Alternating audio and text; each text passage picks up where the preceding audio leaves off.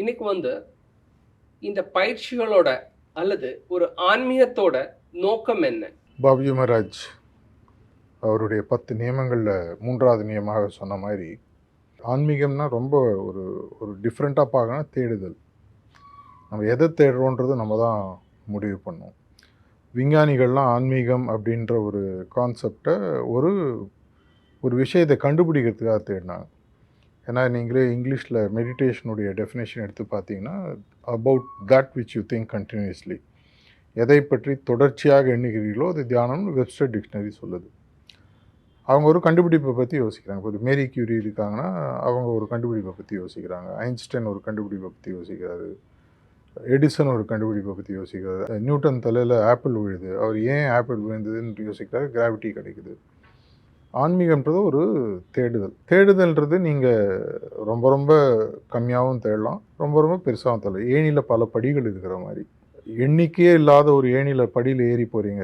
Journey of இன்ஃபினிட்டின்னு ஆன்மீகத்தை பற்றி சொல்லுவாங்க.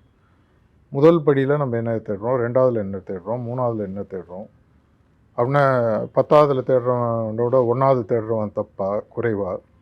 இப்போ நம்ம தமிழ்நாட்டிலே பார்த்தீங்கன்னா 3வது படித்த ஒரு முதல்வர் இருக்கார். 3வது மட்டுமே படிச்சுட்டு முதல்வர் இருந்தவர், படிக்காத மேதையின் காமராஜரை பற்றி சொல்லுவாங்க. உங்களுடைய தேடுதல் அது எந்த பிளேனில் இருக்குன்றதை பார்க்கணும். லௌகீக தேடுதலா, இல்லை இதை தாண்டிய ஒரு பெரிய ஒரு விஷயம் இயற்கையில் இருக்குது அதை தேடுறோமா? இந்த மாதிரி விஷயங்களை பொறுத்து தேடுதல்ன்றது அமையிறது. ஸோ ரொம்ப சிம்பிளாக சொன்னால் ஆன்மீகம்ன்றது ஒரு தேடுதல் அப்படின்னு எடுத்துக்கலாம். எதை நோக்கிய தேடுதல்? அதை நீங்கள் தான் முடிவு பண்ணணும். தேடுதல் இப்போ நீங்கள் இப்படி பாருங்கள், எனக்கு வாழ்க்கையில் நார்மலாக நம்மளுக்கு சின்ன வயசுலேருந்து சொல்லி கொடுக்குறதுன்னு வாழ்க்கையில் வெற்றி அடையணும், தோல்வி அடையக்கூடாது. வெற்றி அடையிறதுனா ஒரு 1ஆம் கிளாஸ் படிக்கிறவனுக்கு 1ஆம் கிளாஸ் பாஸ் பண்ணால் வெற்றி. கொஞ்ச நாள் கழிச்சு யோசிச்சு பார்த்தா 5ஆம் கிளாஸ் 10ஆம் கிளாஸ். வெற்றியினோட டெஃபினேஷன் தொடர்ச்சியாக மாறிட்டே இருக்குது.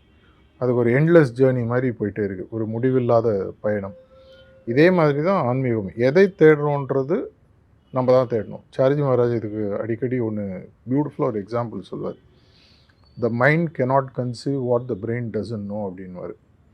எது உங்களுடைய மூளைக்கு உங்களுக்கு தெரியாதோ அது உங்களுடைய மனதிற்கு புரியாது.